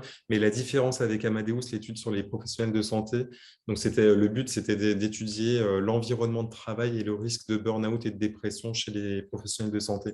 La différence, c'est que c'était 10 000 participants professionnels de santé. Là, dans Alimental, on va séparer plusieurs populations qui seront les personnes qui ont des troubles mentaux, les proches des personnes qui ont des troubles mentaux, les professionnels de santé, qui pourront d'ailleurs être dans les 2 autres catégories, et les étudiants, qui pourront être dans les 2 autres catégories. Donc, on va découper différemment. Donc, c'est-à-dire qu'il nous faut un gros échantillon dans chaque tranche. Et ensuite, pour les troubles mentaux, on va les regarder un par un. Et donc là, par exemple, pour le trouble bipolaire, on n'a actuellement que 70 personnes. Donc, c'est vraiment très, très peu, en fait. Donc, c'est pour ça que dans chaque case, on a besoin d'augmenter au maximum le nombre de participants pour améliorer la représentativité, parce qu'ensuite, les tests statistiques dépendent du nombre de participants, notamment au niveau de l'ajustement. C'est au moment où on va ajuster sur l'âge, le sexe, les conditions économiques. On demande donc le niveau d'études, le niveau de revenus, pour essayer de comprendre tous les facteurs confondants qui peuvent biaiser la relation entre l'alimentation et la santé mentale, et pour qu'on puisse les prendre en compte dans les analyses. C'est pour ça qu'on a besoin d'autant de personnes. Oui, alors, il y a quand même... J'ai une question un peu que tous les grands dépressifs ont sur les lèvres, c'est est-ce que le chocolat est véritablement un antidépresseur? Il n'y a pas que les dépressifs, parce que aussi se comprendre la dépression. J'étais obligée de la poser, excusez-moi. C'est la question à 1000 euros. Il faudra que je fasse une revue de la littérature sur le sujet, parce que c'est vrai que la question m'est tellement posée qu'à un moment donné, il va quand même falloir que je regarde s'il y a des études qui vont regarder ça. Alors, ce qui est certain, c'est que donc, le magnésium a possiblement un effet antidépresseur. Donc, dans les études de supplémentation, Donc, je dis possiblement parce que les études ne sont pas de très bonne qualité. Donc, il y a quand même une mécanisme qui suggère que 300 mg de magnésium par jour améliore les symptômes de dépression. Donc, moi, je veux bien croire en tout cas que le magnésium a un effet sur la dépression et l'anxiété. Ça, il y a des hypothèses physiologiques qui expliquent le rôle du magnésium et ça me paraît logique d'y penser. Après, ce n'est pas nécessaire que ça passe par le chocolat. Ensuite, il y a chocolat et chocolat. C'est-à-dire qu'à l'intérieur du chocolat, le chocolat qui est donc à 90 ou 95% de cacao, en fait, est très pauvre en sucre rapide. Moi, ce que je regarde, en fait, je vous donne mon astuce, c'est que je regarde le taux de sucre dans l'aliment. Alors, ce n'est pas la même chose que le taux de glucides. Donc, les glucides, c'est l'ensemble des sucres qui inclut les sucres lents. Et à l'intérieur, vous avez dont sucre, et c'est ça qu'il faut regarder. Et tous les aliments qui ont plus de 10 grammes de sucre pour 100 grammes, je les déconseille parce qu'en fait, c'est ce sucre-là on dit le sucre appelle le sucre. Et donc, du coup, ce sucre-là va donner faim 2 heures plus tard et va en plus activer en fait certaines papilles, parce qu'on n'a pas tous la même sensibilité au sucre. Il y a des récepteurs au sucre sur les papilles qui ne sont pas les mêmes pour tout le monde. Il y a des gens qui sont plus vers le salé, d'autres plus vers le sucré. Et donc, pour les gens qui sont vraiment beaucoup sur le sucré, ça va éveiller en fait l'appétence pour ce sucre-là. Donc, le chocolat qui est à 95% de cacao, souvent, il y a 7 grammes de sucre pour 100 grammes, donc c'est peu par rapport aux autres. Par contre, on peut exploser à 55 grammes de sucre pour 100 grammes dans certains chocolats noirs, type Suchard ou voilà, des choses comme ça. Donc, vraiment, à l'intérieur de la classe chocolat, c'est vraiment très vaste. Donc, il n'y a pas de problème dans l'absolu, il n'y a pas de problème à un carré de chocolat le soir. La question, c'est est-ce qu'on le dépense ensuite? Enfin, pas ensuite immédiatement, je veux dire le lendemain en termes d'activité physique. Du moment qu'en fait, on dépense les calories qu'on absorbe, il n'y a pas de problème à les absorber, sauf les aliments ultra transformés qui sont inflammatoires, mais le chocolat n'est pas inflammatoire. Donc, sauf s'il est très riche en sucre, dans ce cas-là, il peut le devenir. Mais donc, pour les chocolats à 95% de cacao, il n'y a pas de problème là-dessus. Et donc, par contre, il n'y a pas eu d'essai contrôlé randomisé qui a évalué le carré de chocolat noir versus placebo, parce qu'en plus, ce serait compliqué de faire un placebo de chocolat. Donc, je n'ai pas de réponse scientifique, malheureusement. Alors, il y a Florence et d'autres personnes qui nous demandent où trouver les bonnes marques d'oméga 3, comment s'y tenir. La fameuse Ça question. ne présente pas beaucoup de choses à prendre en plus des médicaments. Alors, je vous ai écrit un nom de marque. Alors là, pareil, je n'ai pas d'action. En fait, c'est une marque qui m'a été recommandée par un collègue qui est PH à Pau, qui lui en fait avait mené son enquête et donc c'est une marque italienne contrairement à ce que son nom indique, Yamamoto, et en fait ils ont des labels qualité qui ont l'air vraiment bien, des labels santé sur la qualité des circuits qui garantissent l'origine, parce qu'il y a eu d'autres marques qui ont été plus ou moins mis sur le devant de la scène pour des falsifications de dates de péremption, c'est-à-dire qu'ils annonçaient des dates de péremption qui n'étaient pas bonnes en fait, et donc ils vendaient des produits périmés. Donc, il faut faire attention quand même à ce qui se vend sur Internet, même avec des marques qui ont l'air d'avoir pignon sur rue. Donc là, apparemment, j'ai eu de très bons retours. Et par rapport au dosage des gélules, parce que en fait, il faut bien faire attention dans les oméga 3, c'est qu'en fait, vous pouvez avoir des recommandations disant 2 gélules par jour, et puis vous voyez le prix pour 2 gélules par jour. Mais parfois, 2 gélules par jour d'une marque à l'autre, c'est du simple au double en termes de quantité d'oméga 3, en fait. Donc, il y a des gélules très peu dosées, et puis d'autres très fortement dosées. Donc là, c'est une marque où les gélules sont assez fortement dosées pour éviter d'avoir des quantités de gélules à prendre tous les jours.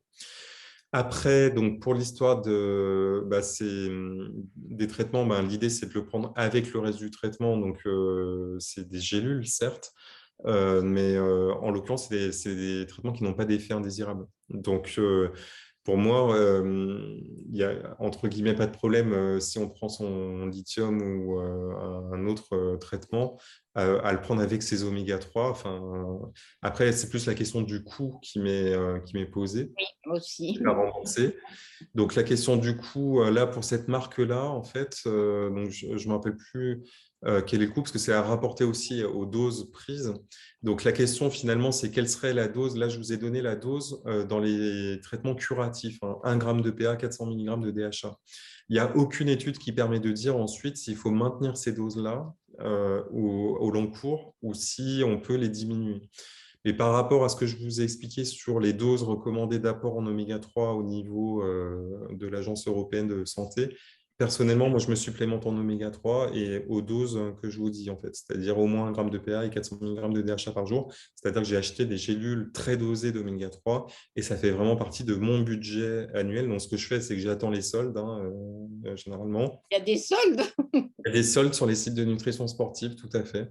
Donc, et puis, même en dehors, parfois, il y a parfois des soldes. Là, d'ailleurs, j'ai vu sur la marque Yamamoto, si ça vous intéresse, je crois que c'est jusqu'au 30 mai, parce que j'y suis repassé ce matin, parce que je savais qu'on allait me poser la question.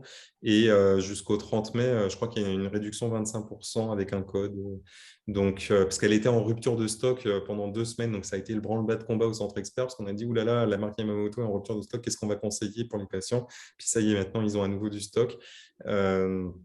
Donc, c'est peut-être parce que justement, on les recommande à tout le monde qui sont en rupture de stock, du coup. Mais, donc après, il y a d'autres marques. Il y a NutriPure aussi. Je vous l'écris pour les personnes, si jamais un jour il y a un problème avec Yamamoto, qui m'a été recommandé comme laboratoire. Et puis, il y en a probablement d'autres.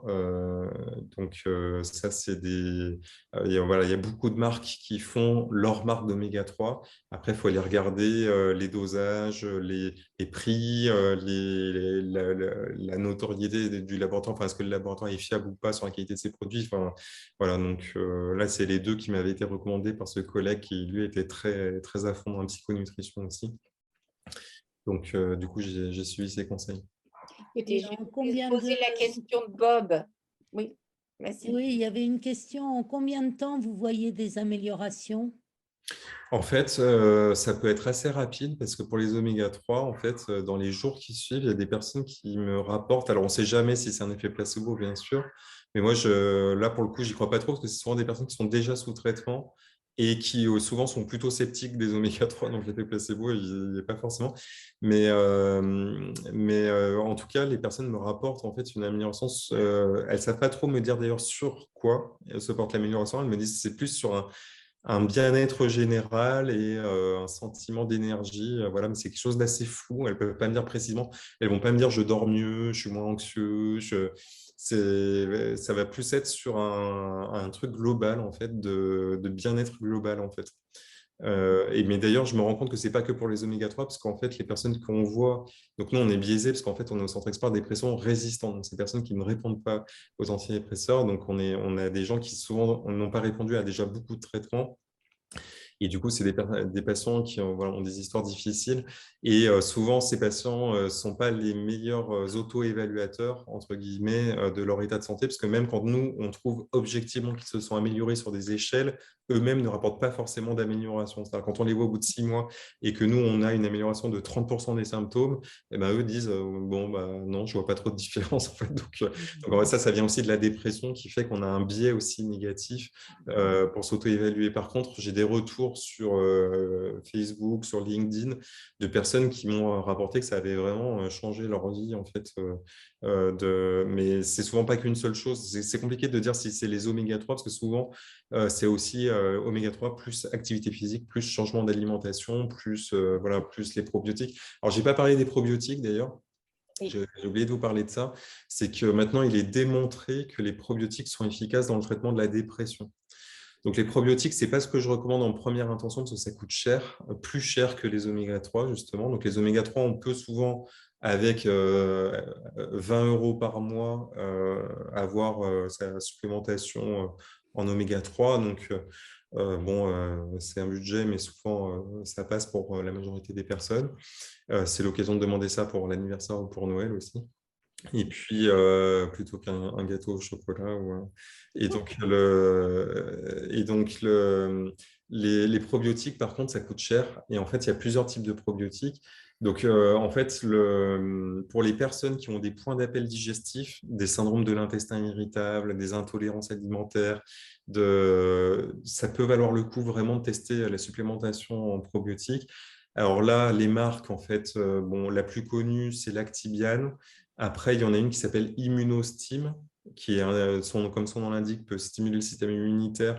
Et il y a des preuves d'efficacité des probiotiques sur les infections aériennes supérieures pendant l'hiver. Donc, en fait, le moment où prendre les probiotiques, je dirais que c'est plus là aussi au début de l'hiver que ça peut être intéressant parce que ça stimule l'immunité, donc les rhumes, les infections virales. Il y a même eu C'est pareil que pour la vitamine D. En fait, il y a eu même des études sur vitamine D et Covid à l'époque de la première vague de Covid qui montraient une protection des formes de Covid sévères avec la vitamine D. Donc, vitamine D probiotique, c'est plutôt au début de l'hiver. Et donc, en fait, dans les études, il y a plusieurs types de souches qui ont montré de l'efficacité sur la dépression. C'est souvent des mélanges de lactobacilles et bifidobactères, ce qui est le cas de la majorité des probiotiques vendus en parapharmacie. Par contre, la question à laquelle j'ai toujours pas de réponse, c'est ce qu'il faut des bactéries vivantes, parce que probiotique, ça veut dire vivant. Et en fait, la plupart des bactéries vendues sont des post-biotiques, des bactéries mortes, lyophilisées. Et donc, c'est ça qui est vendu en parapharmacie, notamment Lactibiane et Immunostim, il me semble que c'est ça, tout ce qui est à température ambiante. Et du coup, même ces bactéries mortes pourraient avoir un effet, mais par contre, ça n'a pas été démontré dans les études, parce que dans les études, les bactéries sont vivantes. Donc, mais on pense que même les parois des bactéries pourraient enrichir les autres bactéries et favoriser la croissance des bactéries du tube digestif et que ça pourrait restaurer un microbiote et que ça pourrait avoir une action vraiment. Là, pour le coup, il faut en prendre au moins 8 semaines pour la question du délai d'efficacité. C'est au moins 8 semaines de traitement pour voir une efficacité. Et si jamais on ne répond pas à ces deux formes-là, ben, on peut tenter le biotique P10, je vous l'ai écrit, biotique P10. Ça, c'est la forme ultime du probiotique. Ça coûte très cher.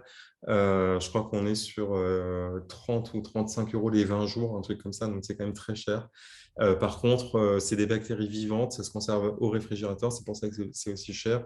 Et là, on peut être sûr que si on ne répond pas à ce traitement-là, ben, on peut rayer la case de probiotiques des essais parce que c'est celui qui est recommandé dans la maladie de Crohn, par exemple, qui est une maladie inflammatoire chronique de l'intestin. Donc, et malheureusement, ce n'est pas remboursé. Oui. Et Bob nous pose la question, est-ce qu'il est possible de n'utiliser que des aliments et à la place des médicaments pour traiter les troubles mentaux? Donc, c'est l'idéal. Ah, alors, les aliments à la place des troubles. Alors, ça, Oui, c'est. mais je suppose aussi les compléments. Enfin, est-ce qu'on peut En se fait, contenter de ça pour se soigner? donc, la façon dont je vois les choses, en fait, c'est que il y a deux, enfin, voire plus. En fait, dans la case troubles mentaux, on mélange des choses. En fait, sous l'étiquette dépression, on va mélanger des personnes qui font une dépression parce qu'elles ont vécu quelque chose de très traumatique à un moment donné de leur enfance et que cette chose-là va se réactiver à l'occasion, par exemple, d'un licenciement, d'un divorce ou d'un deuil. On va mélanger donc des gens qui sont en burn-out à leur travail. On va mélanger des gens qui ont une maladie, entre guillemets, héréditaire, c'est-à-dire qui ont une famille où il y a beaucoup de dépression, voire de suicide.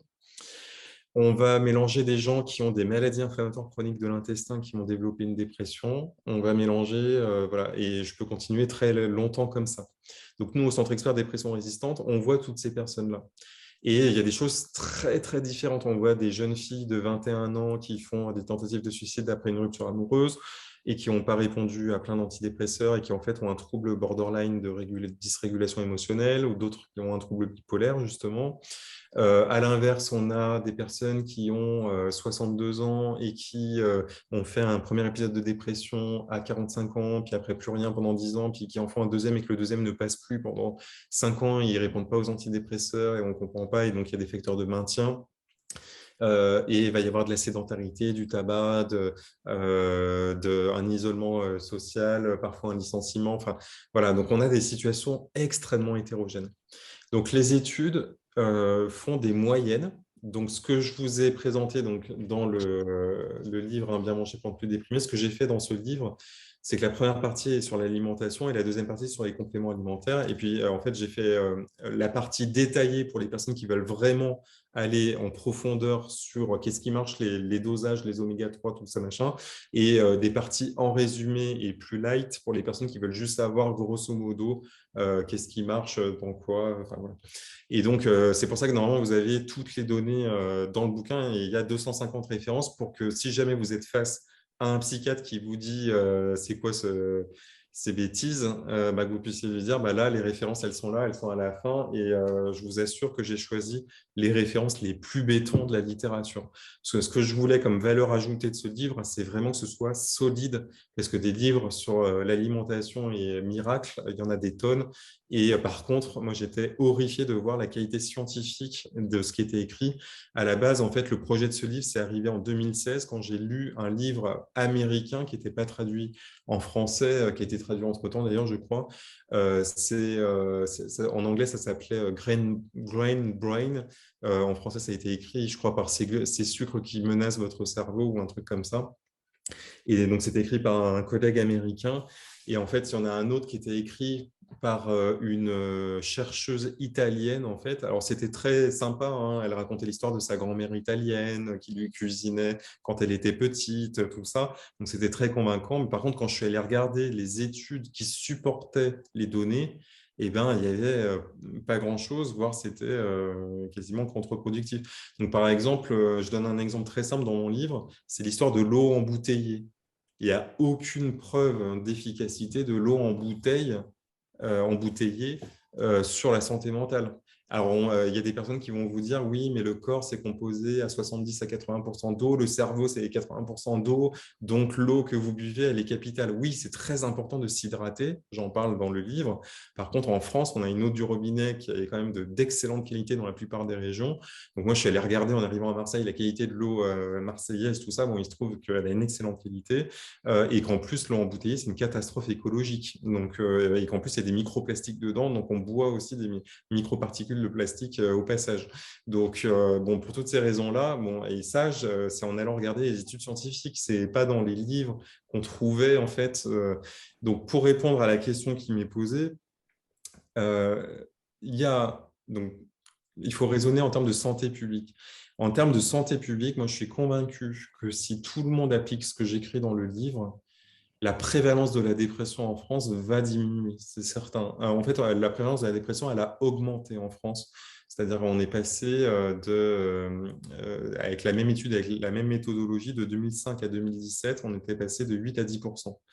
Donc, c'était énorme. Après, il y a une étude plus récente qui portait sur les données de 2013 à 2015 qui suggère que c'est 7%. Donc plus faible, mais ce n'est pas la même méthodologie, le même outil, donc bon, c'est compliqué. Et bon, quoi qu'il en soit, ça veut dire quand même que c'est très fréquent, la dépression en France.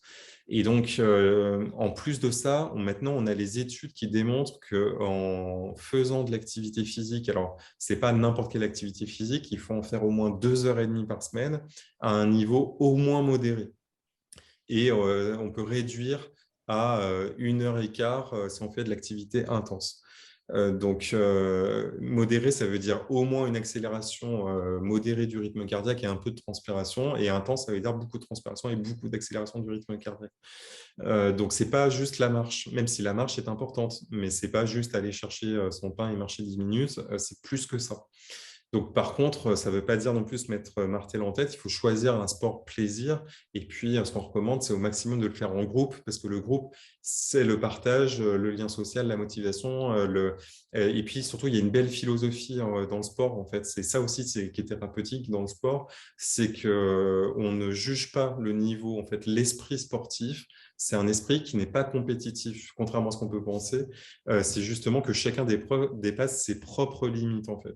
Mais il y a des personnes qui ensuite vont dire « mais je suis tout le temps le dernier, je suis trop gros, je suis machin ». Enfin, il y a tout ce qui s'active dans notre cerveau pour ne pas le faire, en fait. Et ça, le cerveau, il est quand même très, très fort pour surtout ne pas changer.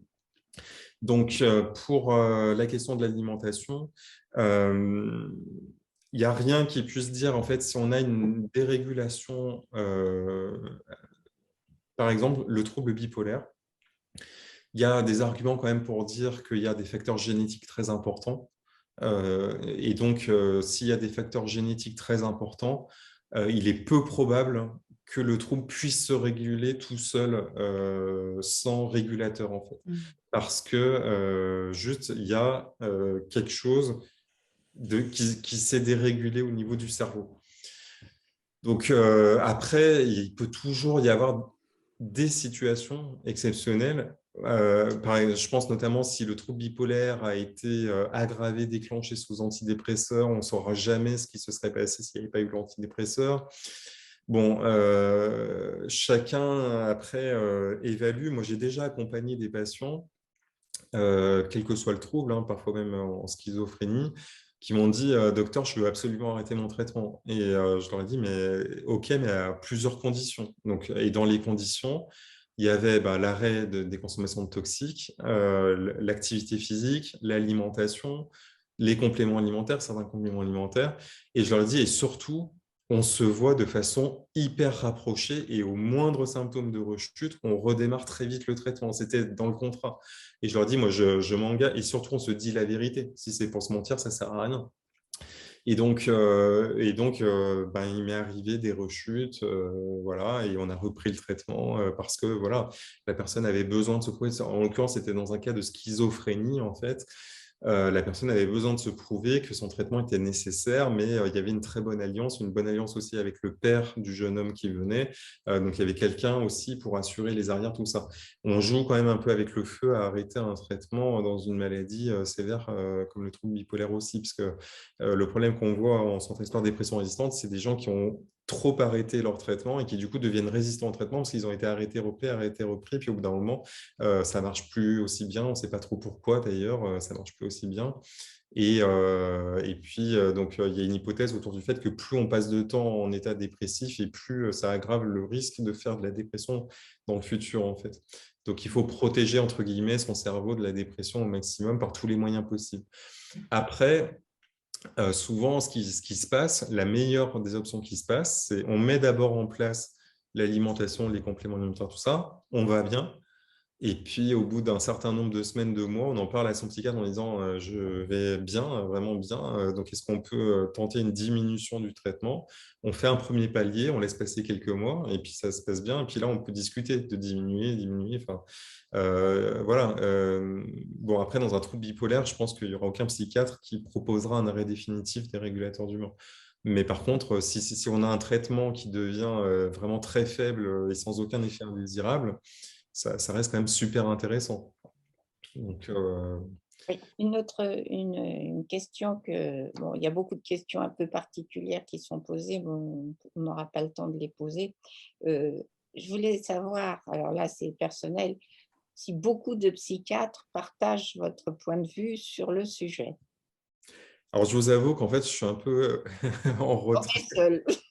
Comment? Vous vous sentez seul. Alors, je me sens seul parce qu'en fait, à chaque fois, quasiment tous les jours, il y a quelqu'un qui me demande si j'ai un confrère ou une consoeur qui partage mes approches en région parisienne, en Bretagne, partout en France et en Navarre. Et la réponse est malheureusement non. En fait, alors j'ai une collègue à Nîmes qui m'a écrit, et c'était hyper touchant, qui m'a félicité pour le livre en disant que c'était vraiment génial d'avoir sorti ce livre parce que du coup, elle, ça lui permettait de le partager avec tous les patients et elle était déjà formée à la psychonutrition. Donc, en fait, elle a pu me confirmer qu'elle corroborait déjà tout ce que j'avais écrit. Mais enfin, moi, je me basais sur les études scientifiques. Donc, de toute façon, je n'avais pas de doute, entre guillemets, parce que je ne faisais que rapporter l'état des connaissances scientifiques. Ce n'était pas ma pratique personnelle, mon expérience clinique personnelle, parce que l'expérience clinique personnelle, elle est quand même très limitée, parce qu'elle se limite aux personnes que l'on soigne. Et souvent, c'est au mieux quelques centaines, 200, 300 maximum. Mais bon, ce n'est pas la même chose qu'une étude avec 15 000 personnes. Enfin, et surtout dans d'autres villes, avec d'autres profils, enfin tout ça. Et puis, il y a l'effet du thérapeute lui-même aussi. Il y a un effet très important de la relation thérapeutique elle-même. Donc, sa propre expérience clinique. Enfin, moi, on me demande souvent, c'est quoi ton expérience clinique des oméga-3, de tout ça. Mais en fait, tout est tellement mélangé, parce qu'en même temps que je fais les oméga-3, je propose la N-acétylcystéine, et puis, d'un coup, c'est la vitamine D, puis tout ça. Donc, savoir qu'est-ce qui fait quoi à la fin, moi, je me base sur les études scientifiques. Et après, j'ai des très beaux cas de personnes qui vont beaucoup mieux et j'ai aussi des cas de personnes qui ne répondent pas, bien sûr. Donc, l'important, c'est aussi de tester, d'essayer et de poursuivre. Mais aussi, j'ai des cas particuliers parce que j'ai des cas de personnes qui sont particulièrement résistantes et c'est adressé au niveau régional. C'est-à-dire que j'ai parmi toutes les dépressions vraiment les plus résistantes. Donc, du coup, on sait que quand on est dans des dépressions très résistantes, c'est plus compliqué de prouver l'efficacité de certains traitements. Donc, pour les collègues, ce que je vois par contre, c'est qu'il n'y a plus de défiance. C'est-à-dire qu'au début, il pouvait y avoir au début des années 2010, il pouvait y avoir de la raillerie ou des espèces de sourires en coin, tout ça. Maintenant, ça n'existe plus, ça. Enfin, dans mon expérience. Alors, c'est peut-être parce que j'ai vieilli aussi ou que j'ai gagné en crédibilité, parce qu'on me regardait beaucoup de haut par rapport à mon âge à un moment donné, quand même. Et donc là, le fait d'avoir passé la quarantaine, ça m'a quand même servi. Et j'ai pas encore trop de cheveux blancs, mais ça m'aidera aussi. Et donc ça, je pense que ça a vraiment joué en crédibilité. C'est-à-dire que maintenant, j'ai plus cette défiance-là en fait en face de moi.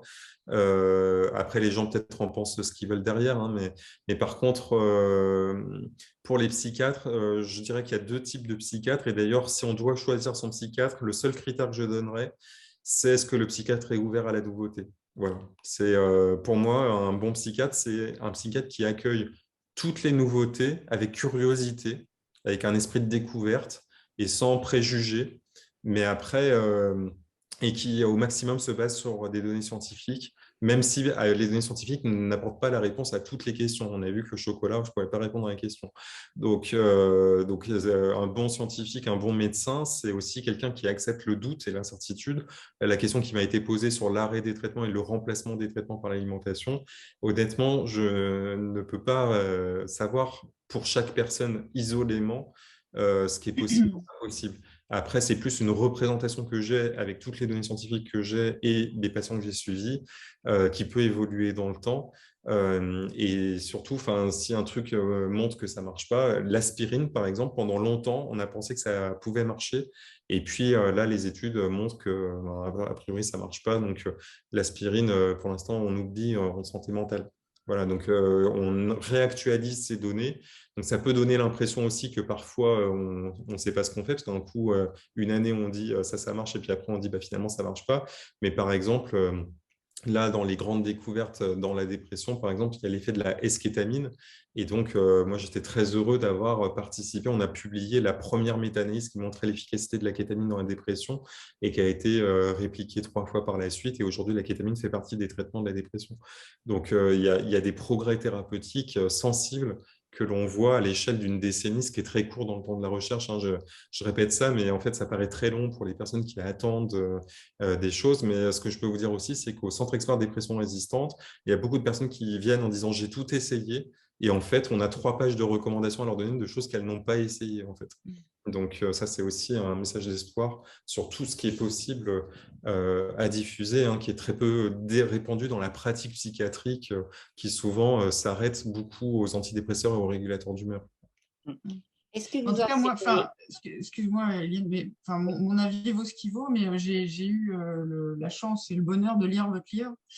Je voulais quand même signaler aux personnes qui nous écoutent, qui nous regardent, qu'il est très accessible pour les personnes qui n'y connaissent absolument rien en médecine et il y a 2 types de lecture, avec une lecture un peu plus profonde, et ne serait-ce que d'un point de vue de culture générale, il doit être lu par tout le monde, quoi, et pas seulement par des gens qui ont besoin de soigner leur dépression.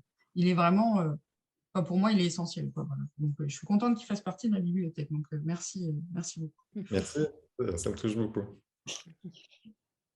Oui, je voulais juste demander si vous enseignez la psychonutrition. Oui. Oui, et vous D'ailleurs, l'enseignez, mais localement. non, je l'enseigne sur YouTube. Vous pouvez taper Guillaume Font Psychonutrition sur YouTube, vous trouverez mon séminaire. Alors, il a évolué depuis, parce que c'était le séminaire d'il y a 2 ans. Donc, je pense que depuis, il y a... Alors, en fait, le champ de la psychonutrition, ça évolue très, très vite. Pour vous raconter l'histoire du livre, en fait, le livre devait sortir en 2020. Et il se trouve, en fait, que Odile Jacob a mis un peu de temps à signer le contrat. Donc, il y a 7 mois pour signer le contrat. Donc, moi, je devais le rédiger pendant l'été 2019. Et en fait, le contrat n'ayant pas été signé, je n'ai pas pu me mettre au travail. Donc, je n'ai signé le contrat qu'en septembre 2019. Or, entre-temps, j'avais dû faire un autre projet de collaboration avec une collègue avocate sur le burn-out et l'épuisement professionnel. Et donc, comme j'étais engagé avec une co-autrice, j'ai donné priorité à ce projet-là. Donc, ce livre-là est sorti en 2020. Donc, le projet avec Odile Jacob a été décalé. Et ensuite, il y a eu la pandémie Covid. Et donc, du coup, là, c'est du côté Odile Jacob que ça a été décalé. Et en fait, j'ai dû remettre à jour les données. Donc, j'avais écrit une première version du livre en 2020. Et puis, donc, avec les histoires de Covid, tout ça, j'attendais donc nanan, machin. Donc, il a été retardé de 18 mois, ce qui pour moi était un enfer parce que je bouillais, parce qu'en fait, j'étais presque harcelé par les gens qui me disaient, mais quand est-ce que vous sortez un bouquin pour synthétiser tout ça, pour avoir toutes les données, qu'on puisse le montrer à notre psychiatre, tout ça, enfin, avoir les données, quoi, parce que je l'ai répété toute la journée. Et donc, du coup, j'ai remis à jour, une fois que j'ai su la date de sortie qui a mis très longtemps à être fixée, donc il est sorti le 6 avril 2022, donc 2 ans après la date prévue. Et en fait, donc là, je me suis dit, je remets tout à jour, le contenu du livre. Donc, j'ai repris tout le livre et j'ai remis énormément de choses à jour. Il y a plein de choses qui ont été publiées en 2 ans. Et donc là, c'est génial en même temps. Alors, c'est épuisant quand on est du côté de l'écriture et de la transmission, parce que à chaque fois, il faut qu'on retourne voir les dernières méta-analyses, tout ça, pour savoir ce qu'il en est sorti. Il y a des domaines qui sont vraiment au balbutiement. Je pense aux enfants, aux personnes âgées, hein. J'ai fait un chapitre sur les seniors, un chapitre sur les enfants. La question de l'alimentation et de l'autisme, tout ça. Enfin, et le problème, c'est quand les études sont contradictoires et de faible qualité. Et là, on ne peut pas trancher, et donc on est obligé de dire, voilà la situation, et donc d'expliquer pourquoi on ne peut pas trancher. Et ça prend beaucoup plus de temps, et c'est très frustrant. Alors que quand on a des données qui sont béton, comme les oméga-3 par exemple, ou l'alimentation méditerranéenne, là, on peut y aller carré en disant maintenant... fin de discussion, maintenant on peut le recommander les yeux fermés à tout le monde, c'est ça qui est démontré. Donc du coup, j'ai créé cette chaîne YouTube et je vous invite toutes et tous à vous abonner si ce n'est pas déjà le cas, parce que pour moi c'est toujours très motivant de voir que ça intéresse du monde et que c'est diffusé. Et j'aborde des sujets qui sont assez différents d'ailleurs, qui ne sont pas que de la psychiatrie. Je m'intéresse beaucoup aussi à l'impact de l'environnement sur la santé mentale. En ce moment, c'est le prochain sujet que j'aimerais aborder, c'est ça, et ça concerne directement l'alimentation aussi, puisque notre alimentation provient de notre environnement, et en fait, le problème de l'alimentation inflammatoire, c'est plus généralement le problème de la destruction de notre environnement qui altère aussi notre santé mentale. Donc voilà, il y a, par exemple, toutes les études sur la pollution et la santé mentale qui sont en cours. Là, à Créteil, on travaille sur les centres experts. Il y a une étude qui va démarrer sur l'impact de la pollution atmosphérique sur la santé mentale. Donc, il y a des données très importantes qui sont appelées à être publiées prochainement, je pense. Et en plus, vous proposez des recettes de cuisine qui sont très sympas, très faciles à réaliser et très bonnes. Elles sont faciles, c'est sûr, parce que je ne suis pas du tout un grand cuisinier. Donc, du coup... Je pense qu'on pourrait continuer comme ça très très longtemps, mais je sais que vous ne souhaitiez pas que ça se prolonge trop. Je suis tout à fait persuadée que vous allez avoir beaucoup de gens qui vont souhaiter participer. Et puis, bon, nous n'avons pas non plus d'attache particulière avec vous, mais nous ferons votre publicité parce que je pense que ce que vous promouvez le mérite. En tout cas, bon courage à vous, hein. Continuez surtout, et puis préparez-vous à faire une nouvelle version de votre bouquin dans 2 ans. Ouais, d'ailleurs, je rappelle le titre du livre. Donc, c'est Bien manger pour ne plus déprimer, et c'est Prendre soin de son intestin pour prendre soin de son cerveau, par Dr Guillaume Font, avec une petite fraise qui en bave, j'ai l'impression. Voilà, moi, je vous le conseille à tous. Il vaut vraiment le coup d'étude. Monsieur, merci beaucoup. Merci à tous d'être restés avec nous jusqu'à cette heure-ci, et à très bientôt, je pense, sur la chaîne YouTube. Au revoir. À bientôt. Merci beaucoup. Merci.